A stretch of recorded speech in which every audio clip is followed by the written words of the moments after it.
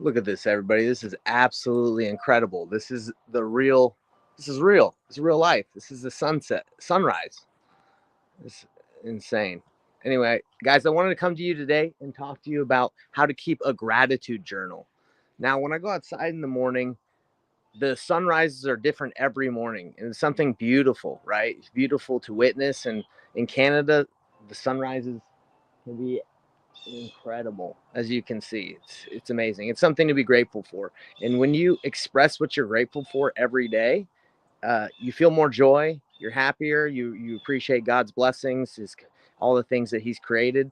And I want to talk to you guys today about how to keep a gratitude journal. Okay, very simple, very easy. I'm just gonna go through this and do my best. It looks like I'm not very good at holding the camera straight. That might be better. But anyway, here goes, everybody. So how to keep a gratitude journal. What I would recommend for everybody that's watching this or will watch this is just go pick up a notebook or a journal. This thing I found at my dad's house. He hadn't filled it out, so I said, hey, can I have that? He's like, yeah. But anyway, yeah, very simple. Like, you can get it on Amazon. You can go to the store. You just grab one. This is like a like a big one. I've had a lot of different journals throughout my life. I've been keeping a gratitude journal for like the last 7 years. So I believe I'm pretty good at knowing like what is important to writing, because I read back over my journals, and there's some things that I've written in the past where I'm just like, it's not that important. I don't really care about reading this over. And I'm going to kind of explain that and then show you mine. So in a gratitude journal, what you want to do is you want to write down 3 things you're grateful for every day. Just 3, right? You can do more, but as simple as just saying, I'm grateful for my wife. I'm grateful for the sunrise. I'm grateful for nature. I'm grateful for Canada. I'm grateful for whatever you want to be grateful for that day. There's thousands of things that you can be grateful for every day. Even if life is tough and you're going through a lot, there's something to be grateful for. Okay, so those are 3 things. Okay, then you want to write at least 3 wins that you had the previous day. I usually journal about the previous day. I wake up early and journal about the previous day. If you want to journal at night, you can do that.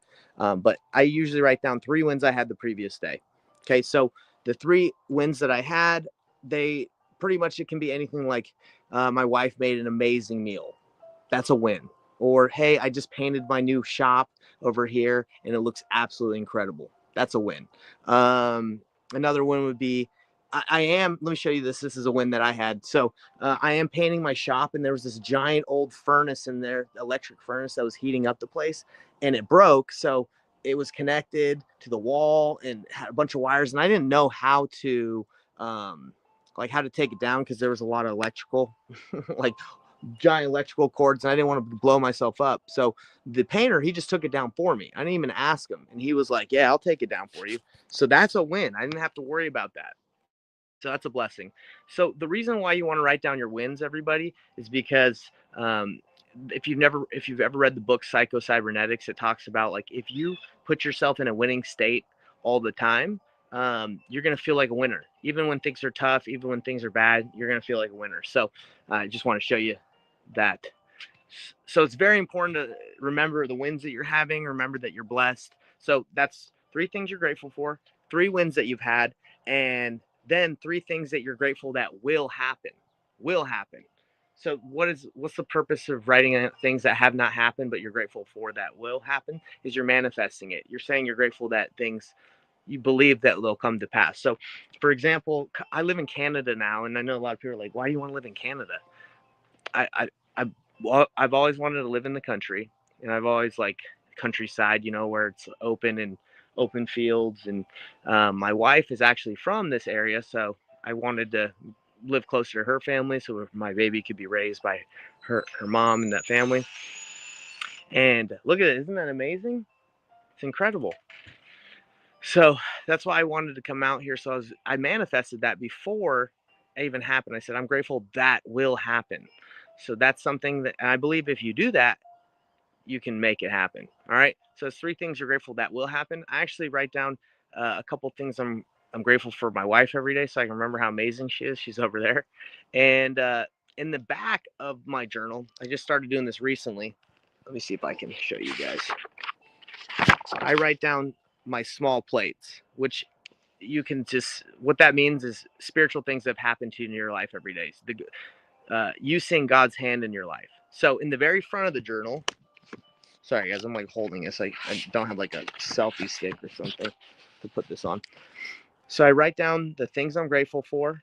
I write in cursive, right? Because I'm trying to get better at that. But I write down three things I'm grateful for, three things I'm wins I had the previous day, three things I'm grateful that will happen, and why my wife is awesome. And in the very back, I write down spiritual experiences because I believe when your posterity or your kids read this eventually, if that ever happens, um, they'll actually probably care more about the spiritual things that have happened to you and the hand that you've seen, God's hand that you've seen in your life, than like what you're grateful for. Maybe they'll want to read that. I think the gratitude is more for you to make it a habit to see the blessings and the positive things in life, because you want to be positive. You don't want to focus on the negative.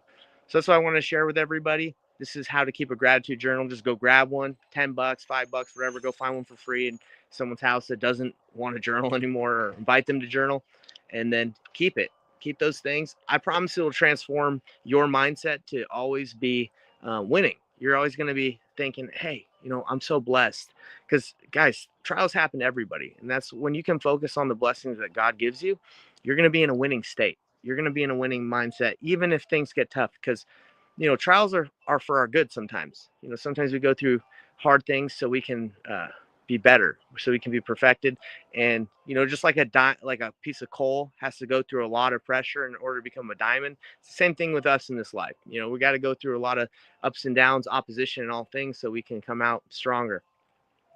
So sorry guys, I got my Invisalign in, so that's probably why I'm talking a little weird. But if you guys have any questions, if you journal a little differently than me, that's totally fine. I want to know about it. Let me know. Write down the things that you keep in your gratitude journal, what you keep in the back, the front. Let me know. I'm here to learn. Obviously, I'm not the authority on how to keep a gratitude journal or what to write down every day. I'm just explaining what I do, and hopefully it can bless you guys' life. So amazing sunrise. I'm trying to get it for you guys. Incredible. Okay. Blessings all around. All right. Have a great day, everybody. In the comments, let me know what you're grateful for today. Love to hear it. Have a great one. We'll see you on the next one. See ya.